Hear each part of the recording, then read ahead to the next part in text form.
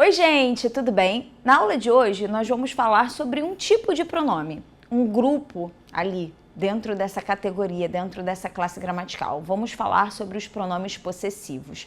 Com esse nome, você já deve estar pensando, bom, eles são associados à ideia de posse. Sim, essa é a associação mais comum. Mas olha, é importante você entender uma coisa. Pode ser que o pronome possessivo apareça numa frase, apareça num texto, apareça num enunciado e ele não esteja necessariamente atribuindo aí uma ideia de posse. Existem outros valores possíveis para ele, sabia? Pois é, ele pode marcar uma ironia, ele pode representar afetividade, ele pode representar respeito, por exemplo. Então, cuidado, cada caso é um caso, ok? Bom, como é que em que grupo, entram esses pronomes? Quais são aí os pronomes que são considerados pronomes possessivos? Vamos lá. É o meu, o teu, seu, minha, tua, sua, nosso, vosso e as suas variações no plural. Meus, teus, seus, nossos, vossos, beleza? Bom, aqui eu tenho dois títulos. O primeiro é o título de um filme, o segundo é o título de um livro que já foi leitura obrigatória da prova da UERJ, da prova da FUVEST. Vou começar pelo segundo exemplo, Minha Vida de Menina. Aqui eu tenho uma biografia, um diário, escrito aí por uma jovem, por uma adolescente, e ela conta ali as suas experiências lá no século XIX. Então aqui ela está falando da própria vida. Obviamente, minha é um pronome possessivo. E aqui o sentido desse pronome, de fato, é a ideia de posse. O mesmo acontece no exemplo de cima. Meu tio, eu uso essa expressão porque existe ali um certo grau de parentesco, um certo grau de familiaridade com aquele indivíduo. Então, de uma certa maneira, está atrelado à ideia de posse. Agora a gente vai pensar num outro exemplo que foge um pouquinho desse comportamento habitual dos pronomes possessivos. Vamos para o próximo quadro, por favor? A Rita Lee, certa vez, escreveu uma música em que ela dizia: meu bem, você me dá água na boca. E aí? Aqui eu tenho um exemplo de pronome possessivo, o nome vai continuar sendo esse, pronome possessivo, mas nesse texto, nesse contexto, o valor, o sentido que ele agrega à música é outro. Eu uso aqui meu bem, meu amor, meu docinho, não para delimitar necessariamente uma posse que eu tenho sobre o outro. Oh, meu Deus, aquele dali me pertence e ninguém vai tirá-lo de mim. Não é nesse sentido.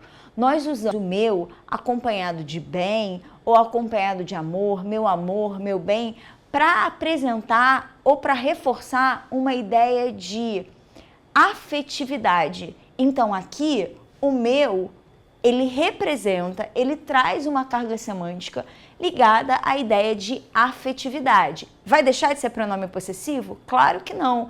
A classe é essa. Ele pertence à classe dos pronomes, no subgrupo ali dos pronomes possessivos. Só que é interessante pensarmos que não é só a ideia de posse que pode ser atribuída aos pronomes possessivos, ok? Bom, pessoal, eu queria que vocês tomassem muito cuidado com o seu, o sua. Sabe por quê? Porque dependendo da maneira como você usa no seu texto, sobretudo da maneira como você usa na sua redação, pode ser que esse emprego gere ambiguidade, gere duplo sentido. Então aqui eu trouxe um exemplo para você perceber como isso acontece. Pedro saiu com a sua namorada. E aí, pessoal? O problema aqui está na palavra sua. De quem, afinal de contas, é essa namorada? Essa namorada é do Pedro? Essa namorada é da pessoa com quem eu estou falando. Se essa namorada for da pessoa com quem eu estou falando, ela não é a namorada do Pedro. Se a namorada é do Pedro, existe uma palavra melhor, um outro pronome melhor e mais adequado para se empregar, evitando a ambiguidade. Sabe qual é? Se eu quiser dar a ideia de que a namorada é do Pedro, faz mais sentido o pronome própria. Pedro saiu com a própria namorada. Se eu trocar pelo dele e pelo dela, eu continuo com o problema. Se eu trocar pelo dele, eu não vou solucionar a questão da ambiguidade. Pedro saiu com a namorada dele. De quem é a namorada? É a namorada do próprio Pedro? Ou é a namorada de alguém sobre quem eu estou falando? Pedro saiu com a namorada dele. E aí? É fofoca ou não é?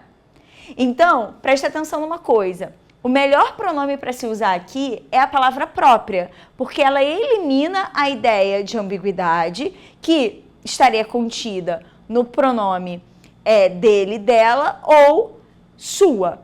Beleza? Seu e sua, ok? Agora, caso eu esteja falando com você e queira te alertar, olha, toma cuidado com Pedro.